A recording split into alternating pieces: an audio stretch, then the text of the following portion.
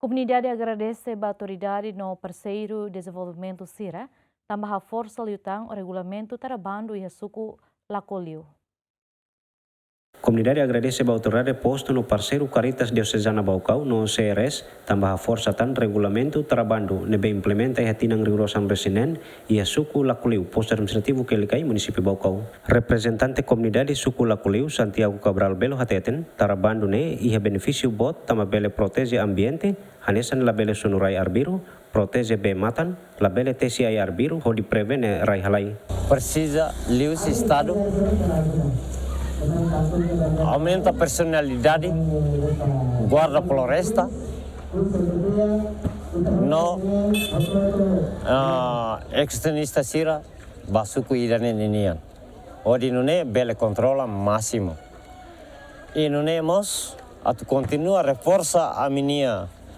normas cultural sukunian neve que ami halo, ami precisa uso estado para tahu atenção máximo neve que normas neve que a me cria ordinune e a balanço entre lei no diploma ministerial sira neve que halo tamba a me povo moça halo e a normas neve que a me lao tuir estado ninia hakara no cultura ninia hakara nomos ambiental ninia hakara. Administrador posto administrativo Kelikai, Paulo Jacinto Moreira informa, tarabando ne importante tebes onde regula comunidade atau cuidado ambiente no comunidade nebe makla cumprir regulamento tarabando nian sehetan sansang. Ahoni tarabando ne importante tebes. Atu ne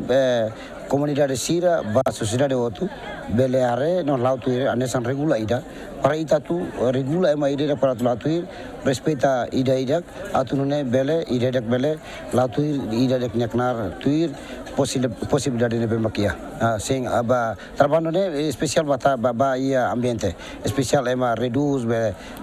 TCI reduz sunurai arbiru depois halo perbene pa erosão nebe maka acontece bebe kia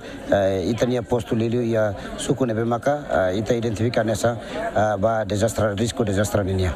Entretanto, diretor Caritas Diocesana Baucau, Padre Justino Afonso de Aquino Pinto, encoraja na fatem comunidade a reabilita ecossistema florestal, lihusi sensibilização lei floresta, no regulamento tarabando e sukularan.